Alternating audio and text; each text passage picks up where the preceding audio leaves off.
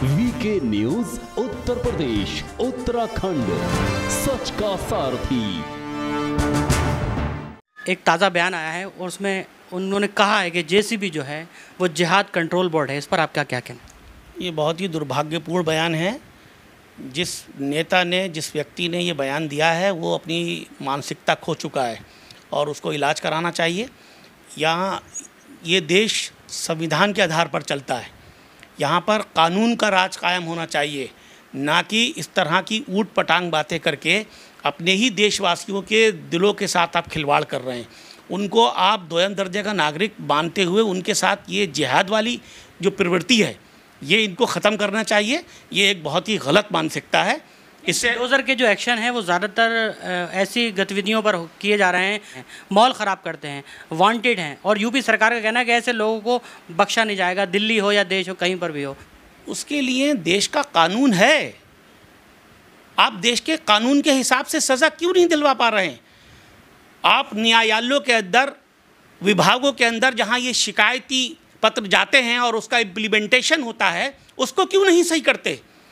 तुरंत इस प्रकार की कोई शिकायत अगर प्रशासन को मिलती है तो फ़ौरन उस पर एक्शन होना चाहिए, उसको गिरफ्तार करना चाहिए, उसको बंद करना चाहिए, ना कि ये कि तुरंत उसके खिलाफ आप खाली बुलडोज़र लेकर के पहुंच जाए। सुनवाई करने का अधिकार आप नहीं छीन सकते, ये उसका मौलिक अधिकार है।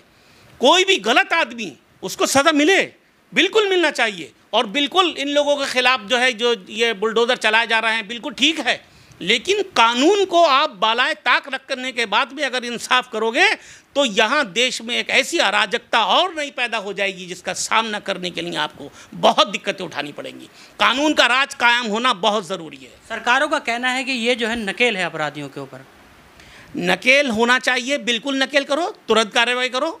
आपने फ़ौरन, जैसे रामपुर में 90 मिनट के अंदर अंदर लाल पुल वाला जो मामला था, जो हत्याकांड हुआ था, उसमें तुरंत एक्शन लिया, हमने बधाई भी दी, शुभकामनाएं भी दी। लेकिन बुलडोज़र का इस्तेमाल करके आप जो प्रवृत्ति आप देश के अंदर एक नई पैदा करने चाह रहे हो, क्या उससे क्या नया एक अपराध और एक नया एक लोगों के मन में एक डर और खौफ और वो पैदा नहीं होगा? कानून फिर नाम की कोई चीज़ ही ख़त्म हो गई।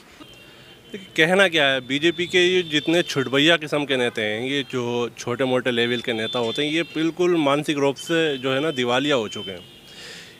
अकलोल बकलोल मुंह से ये कुछ भी बकते रहते हैं। इनकी समझ में तो आता नहीं है कि देश के असल मुद्दे क्या हैं और देश के अंदर किस तरह से विकास की बात की जा सकती है, या देश की आवाम को, देश की मजलूम आवाम को किस तरह से फ़ायदा पहुँचाया जा सकता है।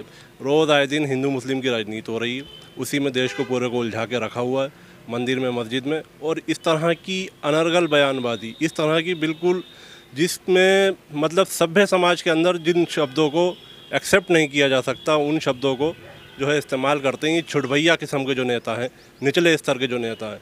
अब इसमें कहने वाली बात ये है कि बीजेपी के एक नेता ने कहा है कि जिहाद कंट्रोल बोर्ड, तो पूछना उनसे ये है कि ये जिहाद कंट्रोल बोर्ड कब जो है पेट्रोल के जिहाद पे, जो देश में पेट्रोल का जिहाद चल रहा है, उस पर कब कार्रवाई करेगा?